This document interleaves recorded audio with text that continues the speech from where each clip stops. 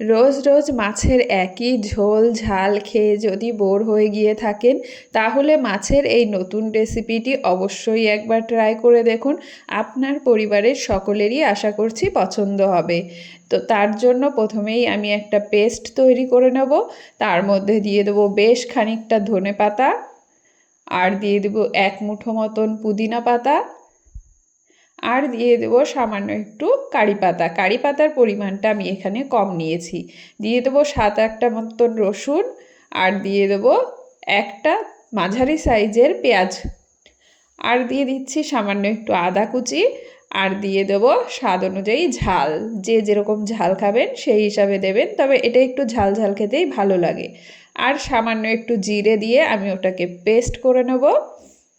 এই দেখুন, এখানে আমি ফ্রেশ কাতলা মাছ নিয়ে নিয়েছি। কাতলা মাছের গায়ে আমি ওই পেস্টটাকে লাগিয়ে নেব। তো এর মধ্যে আমি পেস্টটা দিয়ে দিলাম, তার সঙ্গে দিয়ে দিচ্ছি লেবু। লেবুর রসটা দিয়ে আমি তার মধ্যে দিয়ে দেবো স্বাদ অনুযায়ী লবণ। আপনারা আপনাদের স্বাদ অনুযায়ী লবণ দিয়ে দেবেন কম বেশি করে। আর দিয়ে দেবো সামান্য একটু হলুদ, খুব সামান্য একটু হলুদ দিয়ে এবার এটাকে ম্যারিনেট করে নিতে হবে। এই দেখুন বন্ধুরা, এরকমভাবে সুন্দর করে মাছটাকে ম্যারিনেট করে নেব। মাছটাকে যত ভালো করে মশলার সঙ্গে মাখা হবে, এটা খেতে কিন্তু ততই ভালো লাগবে। তো অবশ্যই মাছটাকে সুন্দরভাবে ম্যারিনেট করে নিতে হবে। ম্যারিনেট করে নিয়ে মাছটাকে আমি 15 থেকে 20 মিনিটের জন্য রেখে দেব। এটাকে যত বেশি টাইম ম্যারিনেট করে রেখে দেবেন, এটা খেতে কিন্তু তত বেশি টেস্টি হবে। তো এবার আমি তাওয়াতে সর্ষের তেল গরম করে নিচ্ছি। গরম করে নিয়ে তাতে আমি মাছগুলো দিয়ে দিচ্ছি। একটা একটা করে মাছ আমি দিয়ে দেবো এর মধ্যে, সুন্দর করে সাজিয়ে।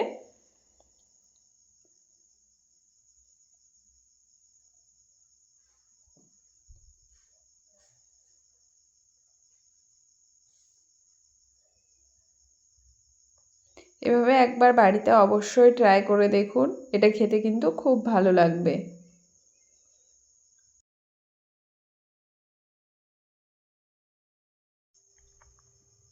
তো সমস্ত মাছগুলো আমার দেওয়া হয়ে গেছে। এবার এর ওপর দিয়ে আমি সামান্য একটু চিলি ফ্লেক্স ছড়িয়ে দিচ্ছি। তবে এটা সম্পূর্ণ অপশনাল, এটা আপনারা স্কিপও করতে পারেন, তাতে কোনো রকম টেস্টের হেরফের হবে না। এবার আমি মাছগুলোকে উল্টে দিচ্ছি। এই দেখুন বন্ধুরা, মাছগুলো কিন্তু একটুও লেগে যাবে না আর একটুও ভাঙবেও না। এই দেখুন, সুন্দরভাবে মাছগুলোকে উল্টে দিতে হবে। উল্টে দিয়ে এপিট ওপিট করে আমরা মাছগুলোকে ভেজে নেব। তবে গ্যাসের আঁচ বাড়াবেন না, তাহলে কিন্তু মশলাগুলো পুড়ে যাবে, সেক্ষেত্রে কিন্তু খেতে ভালো লাগবে না। মিডিয়াম আঁচে মাছগুলোকে এপিট ওপিট করে ভেজে নিতে হবে।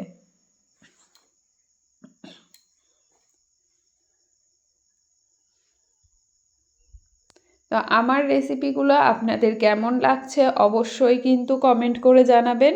আর রেসিপিগুলো ভালো লাগলে অবশ্যই একটা লাইক এবং শেয়ার করে দেবেন। তো মাছগুলো দেখুন বন্ধুরা, আমার কিন্তু একদম ভাজা হয়ে গেছে। এবার মাছগুলোকে আমি এক এক করে নামিয়ে নেব। এই দেখুন।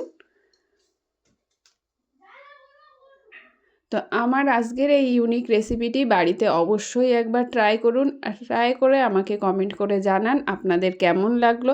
রেসিপি ভালো লাগলে অবশ্যই লাইক এবং শেয়ার করে দেবেন। করে আমার চ্যানেলটিকে সাবস্ক্রাইব করে পাশে থাকা বেল আইকনটি প্রেস করতে কিন্তু একদম ভুলবেন না।